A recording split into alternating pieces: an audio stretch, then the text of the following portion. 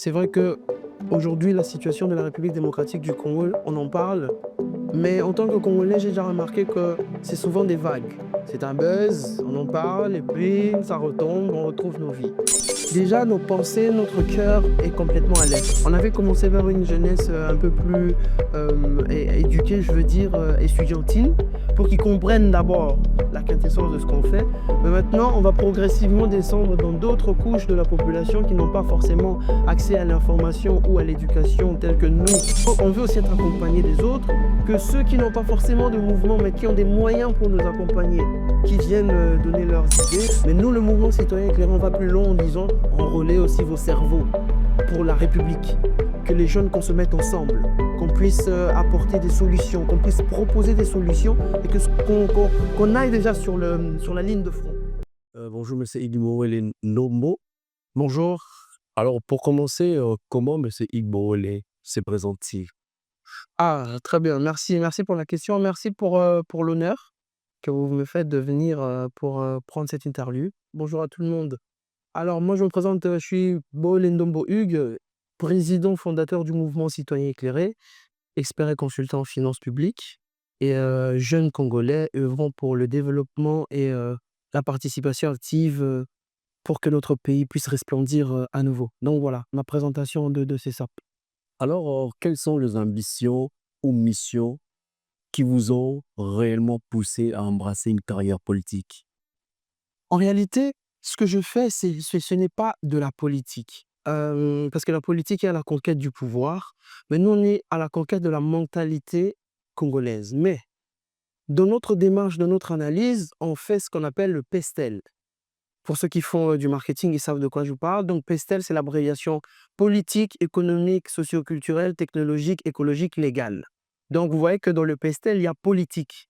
À chaque fois qu'il y a un aspect politique, bien sûr qu'on va s'y intéresser. S'il y a un aspect économique, on va s'y intéresser. S'il y a un aspect légal, donc voilà. Mais, ce revirement justement pour participer activement au processus démocratique de notre pays, naît d'un besoin que la jeunesse congolaise a envie d'avoir des repères, des identifications claires, des gens des jeunes qui leur font rêver, pas seulement dans le divertissement, mais aussi dans la matière grise pure. Et le pays a besoin de nous, au vu de tout ce qui se passe, que ce soit au niveau sécuritaire, au niveau que ce soit même politique, économique, entrepreneuriat, sportif, culturel. Le pays a besoin aujourd'hui que la RDC puisse, atteindre un niveau quand même, très élevé pour être compétitif au niveau mondial.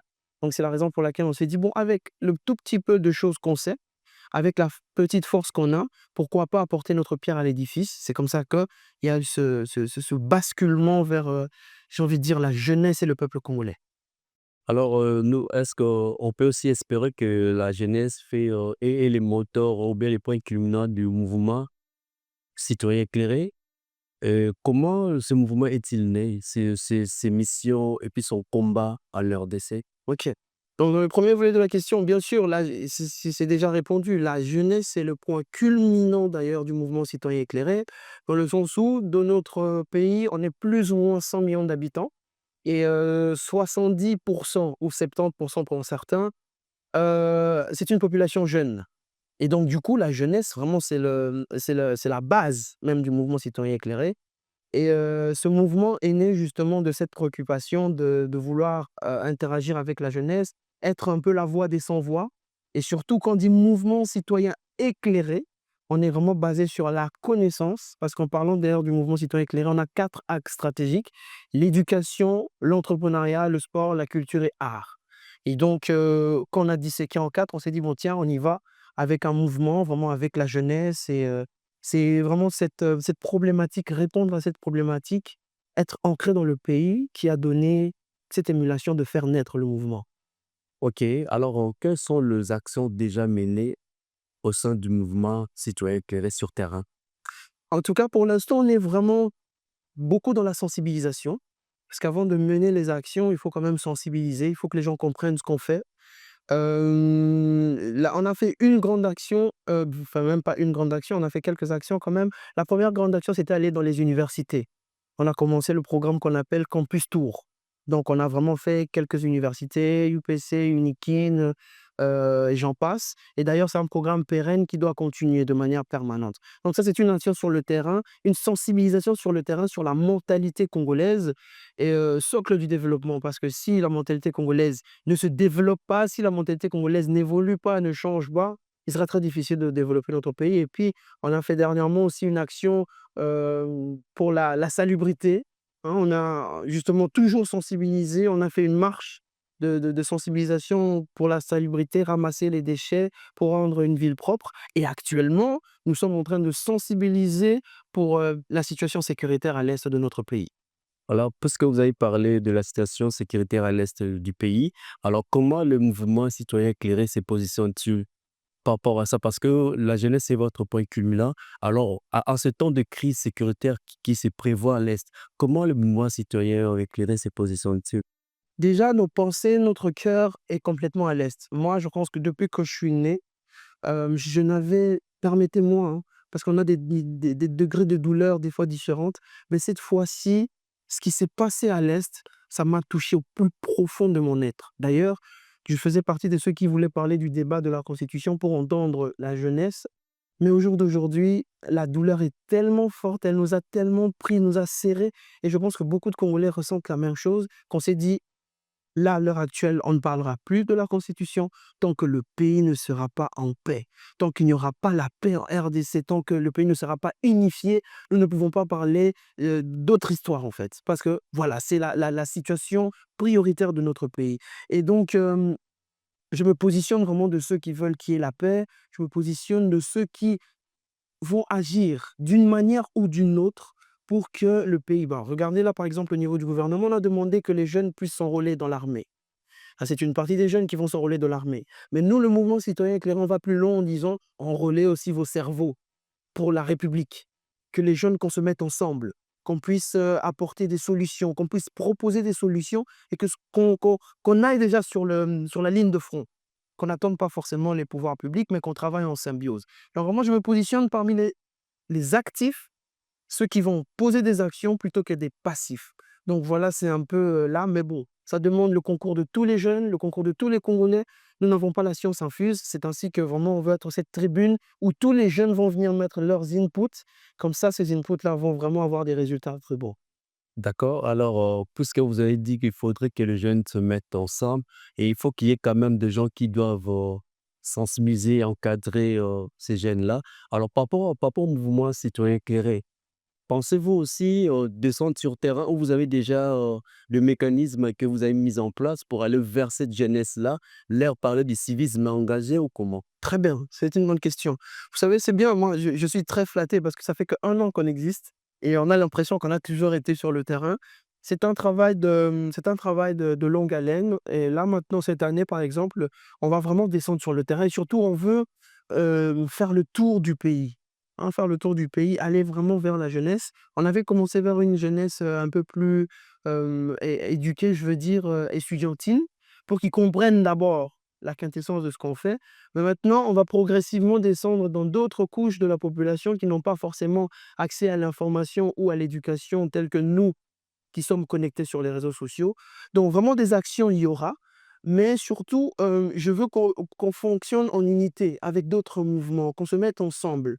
Le but pour moi, c'est que les Congolais soient ensemble, qu'on soit unis, hein. Même si le mouvement citoyen fait des mouvements, on va dire, la tautologie, même si le mouvement citoyen fait des descentes sur le terrain, mais on veut aussi être accompagné des autres, que ceux qui n'ont pas forcément de mouvement, mais qui ont des moyens pour nous accompagner, qui viennent donner leurs idées. C'est vraiment collectif, hein, la qualité individuelle qui va être utilisée pour le collectif. Donc voilà, cette année, on aura plus de descentes, plus d'actions, mais tout commence d'abord dans le concept. Mais comme on est déjà sur le terrain, on pense qu'on va y arriver. D'accord, puisqu'il s'agit du mouvement citoyen éclairé, et il y a aussi des jeunes qui pouvaient quand même, après avoir écouté votre speech, rejoindre le mouvement citoyen éclairé. Comment ils feront? Le plus facile pour rejoindre le MCE, c'est www.mce-rdc.com. C'est notre site internet en tout cas. Je pense que tous ceux qui peuvent se connecter sur Instagram, Facebook, ils peuvent se connecter sur un site internet. Donc c'est là que vous allez vraiment adhérer Il y a les numéros de téléphone, il y a le siège aussi qui est à 163 avenue Kigoma, sur Willery à Kinshasa. Nous avons un siège, un secrétariat général. Vraiment, c'est toute une organisation qui fonctionne bien. On accueille. OK, merci. Alors, pour terminer, quels seraient les messages que vous pouvez lancer à tous nos compatriotes des Goma? Mon message, vraiment, c'est un message que j'adresse à tous les Congolais. C'est vrai que aujourd'hui, la situation de la République démocratique du Congo, on en parle, mais en tant que Congolais, j'ai déjà remarqué que c'est souvent des vagues. C'est un buzz, on en parle et puis ça retombe, on retrouve nos vies. Mais aujourd'hui, la situation doit changer. C'est un moment solennel. J'appelle d'ailleurs la jeunesse congolaise le 15 février 2025 à la salle du collège Boboto où nous allons venir nous tous à partir de 10 heures. On va réfléchir sur la situation sécuritaire la situation sécuritaire de la République démocratique du Congo. J'appelle à l'unité, que nous soyons unis en tant que peuple, que nous oublions d'abord les différences, les compétitions, les concurrences. Là, notre pays est attaqué à cause de nos richesses, à cause de notre diversité. Nous devons consolider. Le président Mobutu, dans une interview, j'ai vu avec le cœur, le disait, le Congo doit rester un et indivisible. Et même s'il faut qu'on fasse le pacte avec le diable pour que notre Congo reste uni, et même si on doit refaire un pacte avec Dieu, parce que je sais que les chrétiens, les religieux me regardent, on doit refaire des pactes avec le spirituel pour que notre pays reste un et indivisible, nous allons le faire.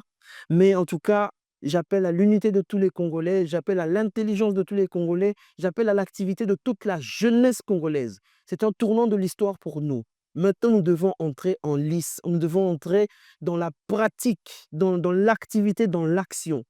Vraiment, nous sommes disponibles, nous le MCE, avec les autres mouvements qui existent en RDC, mais ce message fort de l'unité, parce que l'ennemi nous attaque, parce qu'on est tellement divisés, il y a tellement la cupidité et il y a la traîtrise au plus haut niveau de notre pays qui font en sorte que nous sombrons. Soyons unis, soyons un, et c'est de cette manière-là que nous allons former un bloc. Et si la communauté internationale voit que le Congo est uni et que tous les Congolais sont unis, c'est plus facile d'aider une personne qui s'aide déjà elle-même. Mais si tu ne t'aides pas, même c'est connu, aide-toi, le ciel t'aidera. Mais si tu ne t'aides pas, j'ai envie de dire que le ciel ne t'aidera pas. Avant d'attendre que les autres nous aident, soyons déjà dans l'action. C'est vraiment mon dernier mot, l'appel à l'unité nationale, l'appel à la grande conférence du 15 février et surtout, aimons notre pays, aimons-nous et vive la République démocratique du Congo. Merci.